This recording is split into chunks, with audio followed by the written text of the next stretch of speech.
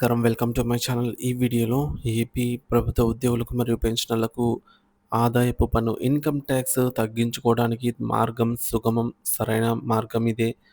పూర్తి వివరాలు వీడియోలో తెలుసుకుందాం. వీడియోని ఎక్కడ గాని స్కిప్ చేయకుండా ఎండ్ వరకు చూడండి. అప్పుడే ఇన్ఫర్మేషన్ పూర్తిగా అర్థమవుతుంది. వీడియో చూస్తున్న ప్రతి ఒక్కరు వీడియోకి లైక్ చేయండి ఫ్రెండ్స్. వీడియోని తోటి ఉద్యోగ పెన్షన్ మిత్రులతో అయితే షేర్ చేయండి. కొత్తగా మన ఛానల్ చూస్తున్న వారు సబ్స్క్రైబ్ చేసుకోకుంటే వెంటనే మన ఛానల్‌ని సబ్స్క్రైబ్ చేసుకోండి.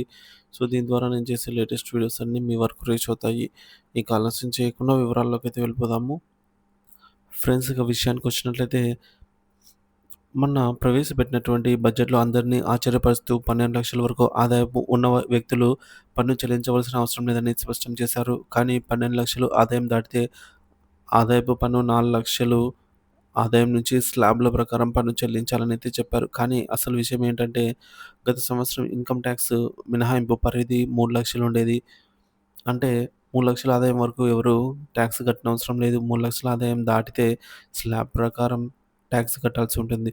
కానీ మధ్య తరగతి వారికి టాక్స్ ప్రభావం పడకుండా ఉండటానికి ఏం చేశారంటే, 3,00,000 ఆదాయం దాటి 7,00,000 వరకు ఆదాయం ఉన్నవారు టాక్స్ కట్టవలసిన అవసరం లేకుండా సెక్షన్ 87 కింద మినహాయింపు ఇచ్చారు. అంటే ఉదాహరణకు 7,00,000 ఆదాయం, 3,00,000 ఆదాయం దాటి 7,00,000 వరకు అతనికి 20,000 అలాగే 7,00,000 నుంచి 3,00,000 వరకు, సో, మిగిలిపోయిన 4,00,000 మీద 5% ట్యాక్స్. కానీ 87 కింద ఆహ్, ఈ 20,000 కట్టాల్సిన అవసరం లేదని పరోక్షంగా 7,00,000 వరకు ఆదాయం వరకు ట్యాక్స్ కట్టనవసరం లేదనేది చెప్పవచ్చు. సో, పైన చెప్పినది అర్థమైతే కింద చెప్పిన 12,00,000 పాయింట్ కూడా సులభంగా అర్థమవుతుంది. సో, ప్రారంభ స్లాబ్ అనేది 3,00,000 నుంచి ఈసారి 4,00,000కు పెంచారు.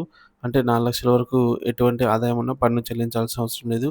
4,00,000 ఆదాయం దాటిన ప్రతి వారు స్లాబ్ ప్రకారం ట్యాక్స్ చెల్లించాలి. అయితే ఈసారి ఈ సెక్షన్ 87 పరిధి పెంచారు. అంటే ఎంత అంటే గతంలో ఉన్న 20,000 మినహాయింపు ఈసారి 60,000కి పెంచారు.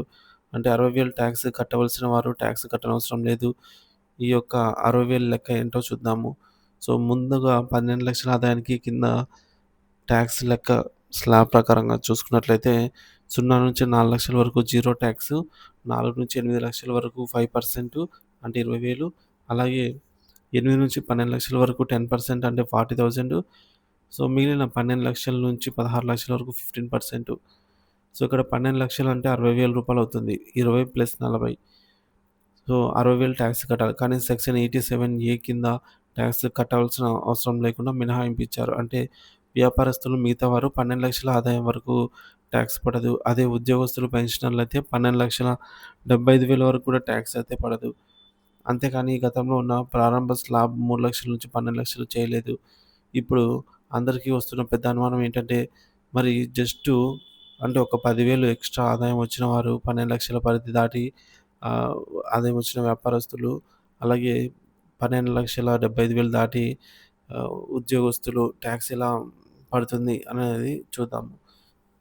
సో, పై స్లాబ్ ప్రకారం 60,000 వరకు 60,000 ప్లస్ చివరి 10,000 మీద 15% అంటే 61,500 మొత్తం ట్యాక్స్ కట్టాల్సి ఉంటుంది. 12,00,000 వాడు సున్నా ట్యాక్స్ కడితే 12,00,000 వాడు 10,000 సంపాదించిన వారు జస్ట్ 10,000 ఆదాయం పెరిగినందుకు గాను 61,500 కట్టడం ఏమిటి అని పరోక్షంగా 10,000 ఆదాయానికి పెరిగినందుకు 61,500 ట్యాక్స్ కట్టాలా? ఇదేం న్యాయం అని అయితే వాపోతున్నారు. సో, ఈ అనుమానం, భయం నిజం కాదు. అందుకే ఇటీవల వారిని దృష్టిలో ఉంచుకొని మార్జినల్ రిలీఫ్ అయితే పెట్టారు. దీని ప్రకారం పెరిగిన ఆదాయం కంటే ట్యాక్స్ కట్టవలసిన అమౌంట్ ఎక్కువగా ఉన్నట్లయితే, సో, ఎంతైతే అమౌంట్ పెరిగిందో ఆ అమౌంట్ ట్యాక్స్ కింద కట్టేస్తే సరిపోతుంది. మిగిలినది మార్జినల్ రిలీఫ్ కింద అయితే అవసరం లేదు. సో, మిగిలిన అమౌంట్ మార్జినల్ రిలీఫ్ కింద కట్టనవసరం లేదనమాట.